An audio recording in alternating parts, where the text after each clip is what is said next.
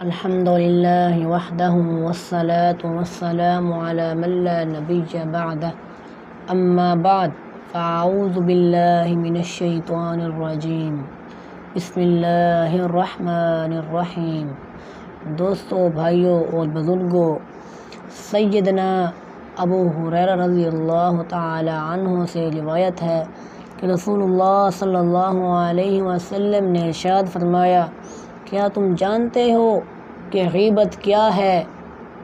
صحابہ رضی اللہ عنہم نے عرض کیا کہ اللہ تعالیٰ اور اس کے رسول ہی بہتر جانتے ہیں۔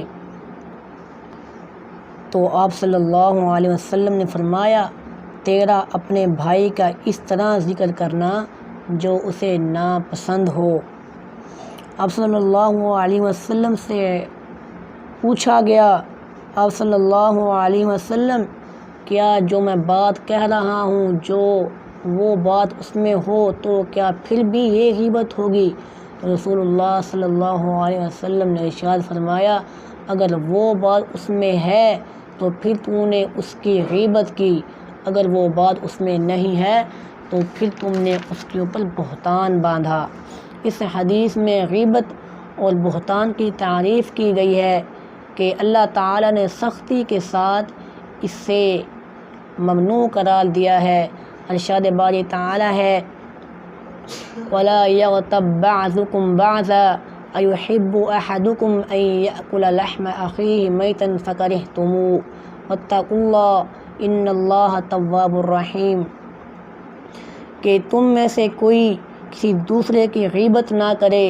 کیا تم میں سے کوئی شخص اس بات کو پسند کرتا ہے کہ وہ اپنے مردہ بھائی کا گوشت کھائے جیسے تم اسے ناپسند کرتے ہو؟ اور اللہ تعالیٰ سے ڈرو، یقیناً اللہ تعالیٰ بہت رجوع کرنے والا اور نہایت مہربان ہے۔ سیدہ عائشہ رضی اللہ تعالی عنہا بیان فرماتی ہیں کہ میں نے حضرت صفیہ رضی اللہ تعالی عنہا کے بارے میں، ان کے پست قد کے بارے میں کوئی بات کی تو آپ صلی اللہ علیہ وسلم بہت غصے میں آ گئے۔